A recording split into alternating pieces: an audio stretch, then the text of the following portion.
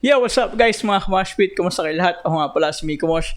Maraming salamat sa pag-click at panonood ng video ko na to na review reaction, no. Guys, maraming thank you sa mga views, no.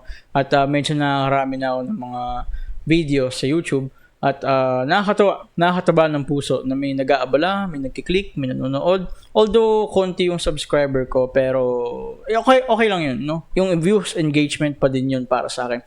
And guys, if na-entertain kayo and nagme-make sense ako sa inyo, huwag nyo naman sana ipagkait sa akin yung subscribe button. Subscribe nyo naman ako. At guys, meron akong TikTok account. Lalagay ko dyan somewhere sa screen, no, para makita yung username ko doon. Follow nyo ako doon guys, nandun yung mga highlights ko sa YouTube. Tsaka I think okay din naman yung mga contents natin doon. And yun, follow nyo ako doon. Maraming salamat talaga sa inyong lahat. At ngayong gabi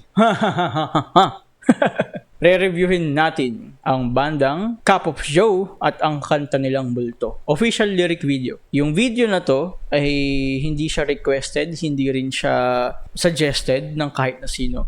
Gusto ko lang siya i-review kasi nagustuhan ko yung kanta ng Cup of Joe na ang title ay Pahina. Napakasarap sa tenga nun. Sobrang chill, sobrang gaan sa pakiramdam. Tapos na-mention ko dun na para siyang worship song, no? Basta kumbaga para siyang alam mo yun, parang the song was made not just to entertain us but to touch our emotions, you know, and soul and heart. I don't know how to describe it, pero sobrang sobrang emotional, no? Sobrang sincere kung paano nila ginawa yung kanta na yun. And sobrang gusto ko nun.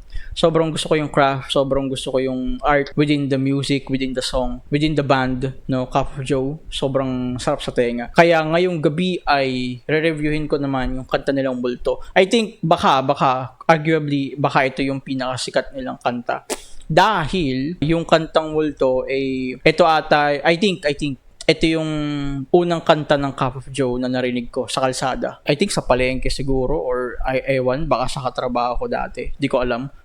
Pero short part lang naman yung narinig ko dun sa kantang Multo na nasa labas dati. Pero nagustuhan ko na siya kaagad, na-catch niya na ako kaagad. Kaya i-review and i-reactan, i-breakdown ko yung kanta na to. Although hindi naman sobrang intricate, sobrang sophisticated na paghihimay, pero yun, gets nyo na ako guys. Tapos lalagay ko sa link sa baba yung review ko ng kanta nilang Pahina, para if interested man kayo, check nyo na lang dun at na-appreciate ko yun. Hindi ko na masyadong patatagalin guys. Cup of Joe, kanta nilang Multo.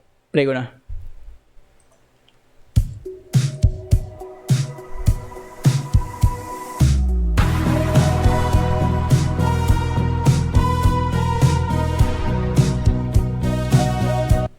Gusto ko yung synthesizer. Synthesizer ba yun? O piano? Ewan ko. Yung ten-nen-nen-ten-ten-ten-nen-nen. Gusto ko yun. Tsaka yung 1-2 beats, no? Parang feeling ko sobrang relaxing din ng kanta. Play ko na guys.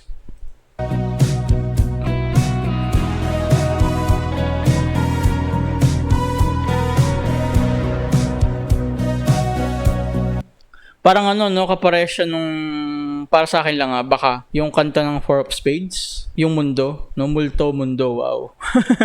Coincidence, parang katunog. Tama ba guys? Ano sa tingin nyo? Play ko na, tignan pa natin. Humingang malalim, pumikit na muna.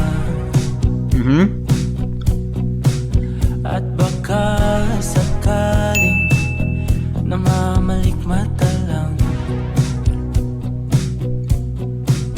Ba't nababahala? Di ba't ako'y mag-isa?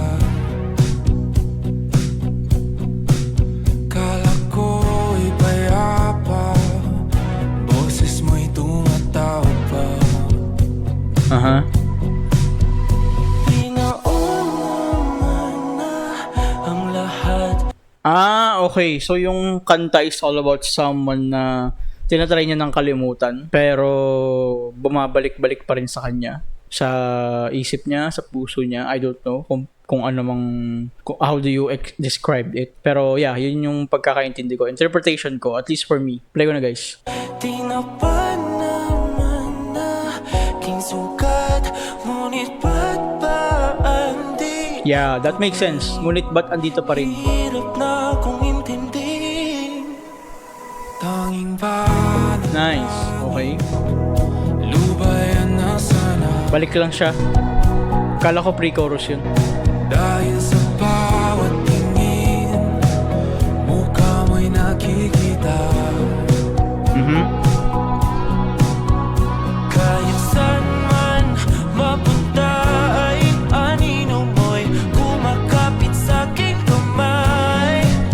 Ako Napataas yung imagery, no? Kahit saan man magpunta ay anino mo'y kumakapit sa aking kamay. No? Sarap sa tenga, no? Galing.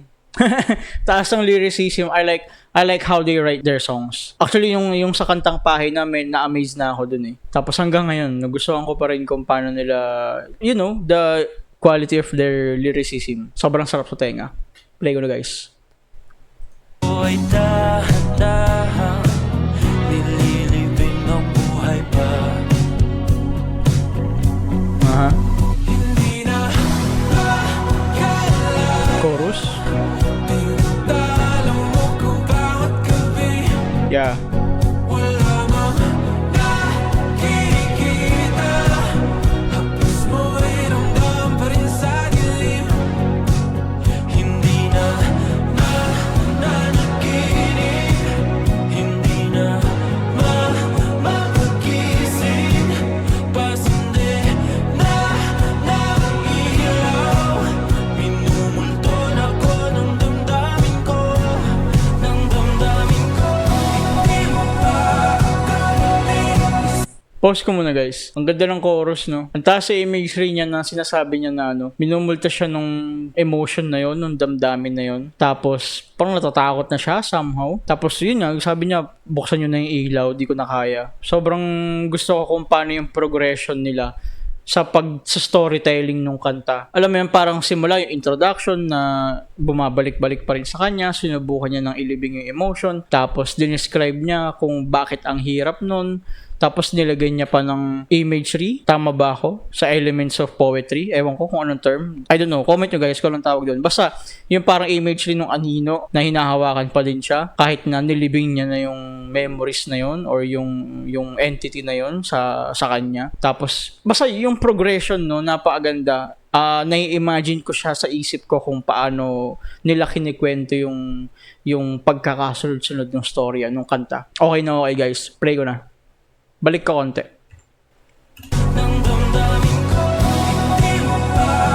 Yeah, bridge part ata to. Hindi pa ba sapat ang pagpapahirap sa akin? Hindi na ba mamamaya pa? Hindi na ba mamamaya pa? Hindi na Outro. tinatalo mo ko bawat gabi. Wala mang Okay. nakikita. Balik chorus. Haplos mo ay ramdam pa rin sa dilim.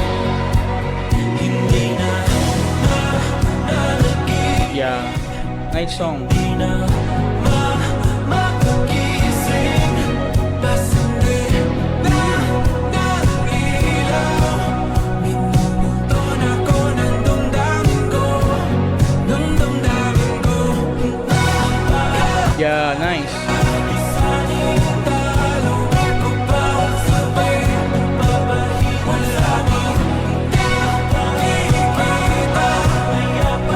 Nice.